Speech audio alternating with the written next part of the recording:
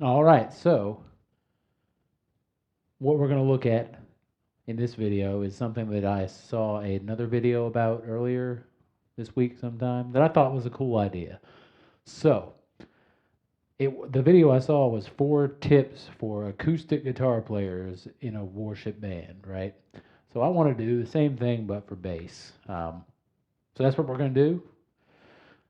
I've got 5 that I came up with, and I'm going to do little examples of each one as I go, just because I can. The first tip, bit of advice, whatever you want to call it, is very simple. Don't play. Now, that sounds counterintuitive, but there are certain songs we do at the church where when I'm on bass, I probably don't play until like the second chorus. And the reason is because that is what the song needs. It doesn't always need the bass going the whole time. Now, that applies to other instruments too, don't get me wrong. But it's really easy on bass to just play the whole time. And when you do that, it loses some of its effectiveness, and silence can be a very useful tool. So that's the first bit. Listen to the song, and if you don't hear the bass coming in until like halfway through, then maybe you should do the same thing. The second one is sort of related, and that is don't overplay. So yes, there are times to not play, but when you are playing, you don't want to play too much, if that makes sense. So sometimes you might just want, you might not want to do something simple like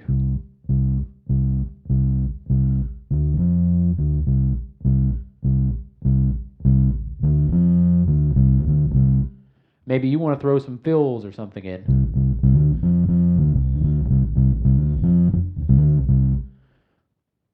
That's the same key, but it's a different feel, right? So don't overplay.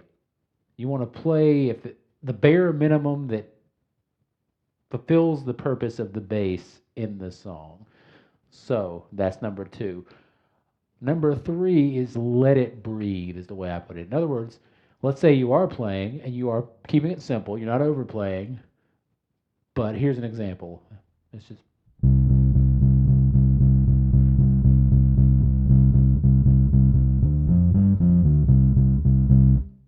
Now, that was a bass line. It served the purpose, right? It drives, whatever. But now let's listen to this. Let's let it breathe a little bit.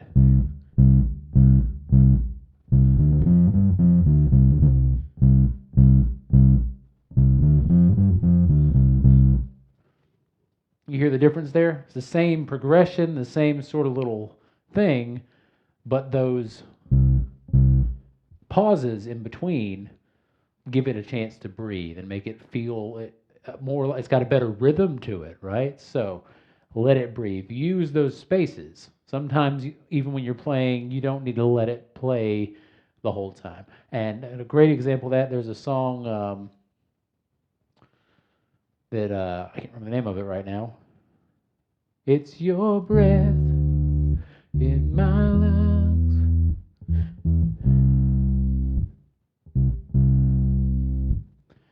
And those little stops, you could just let it ring out the whole time.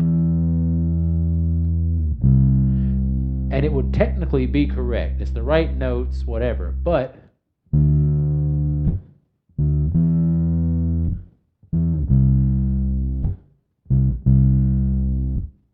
just works better. And those breaks on that song anyway is where the snare hits. So that's a good rule of thumb for like trying to figure out where and how to let a song breathe.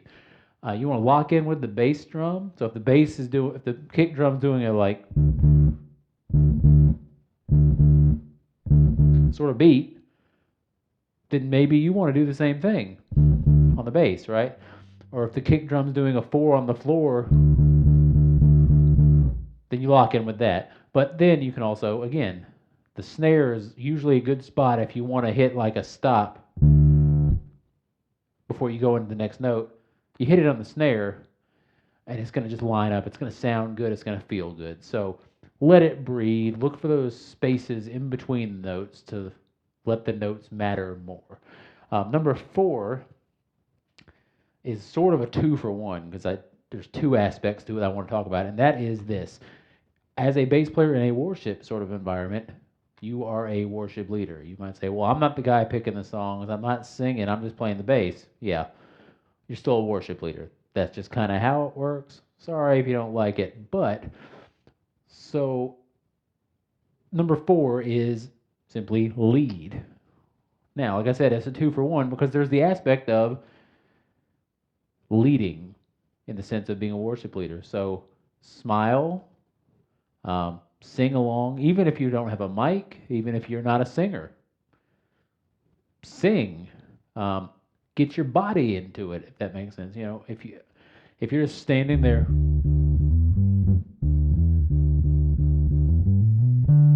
like a bump on a log, like you're not having any fun, like you're not having a good time, the congregation will pick up on that, and guess what? They're not going to get into it either, right?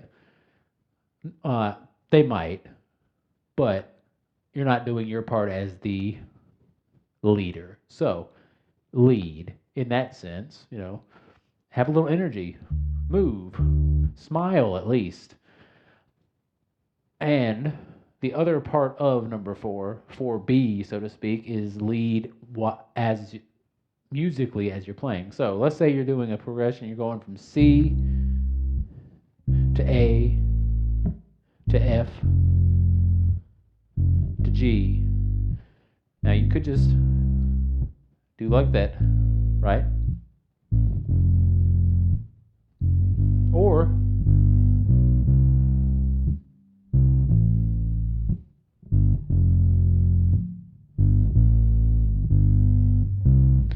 you add some leading notes, some little passing notes in there.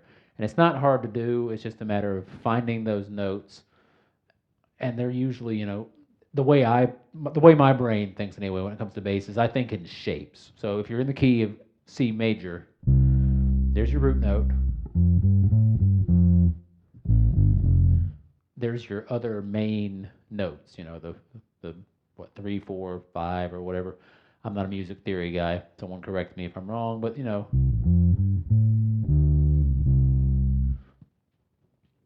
But if you're in that pattern,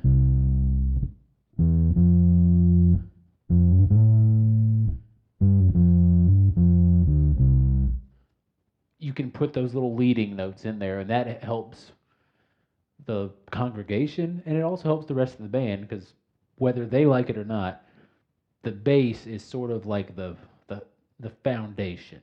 That and the drums, really. But drums and bass, if you're a bassist, you know, are like symbiotic. We kind of need each other. So there's that. And then the last one I came up with is I call it dynamics. So in other words, don't play everything the same. So if it's a upbeat song, you might be doing quarter notes or eighth notes for a good bit of it, right? You might do.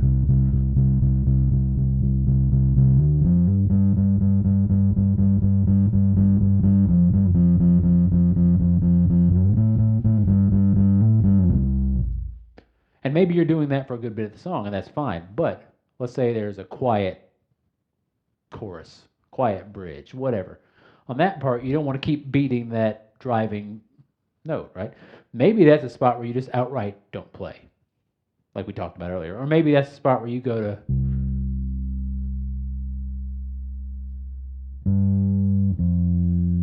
like just whole notes.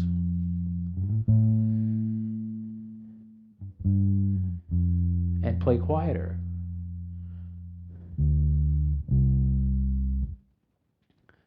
Another way you can do dynamics is changing where you're playing. So let's say you're starting out up here towards the lower end. And you get to an energetic part. You get to the end of a big build. If you slide up to that next octave, that builds some energy. That's a good way to do some dynamics. Or the other way, you start out way up here during the quiet part. And then you get to the driving part.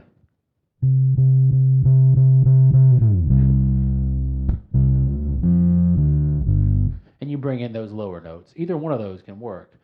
And also the notes you're playing as far as like the subdivisions is the word. So, you know, Start out if you're starting out on a slower song and it's going to build, you start out just doing the whole notes, and then later on in the song maybe bring in half notes, and then you do quarter notes, and then you do eighth notes or whatever. So there's that dynamics you can do where you just do different things to sort of change the flow and the feel of the song. So that's my 5 tips. If you've got any of your own you'd like to share, feel free to leave those down below in the comments and that sort of thing. But yeah, that's all I got for this one. I'll talk to y'all next time.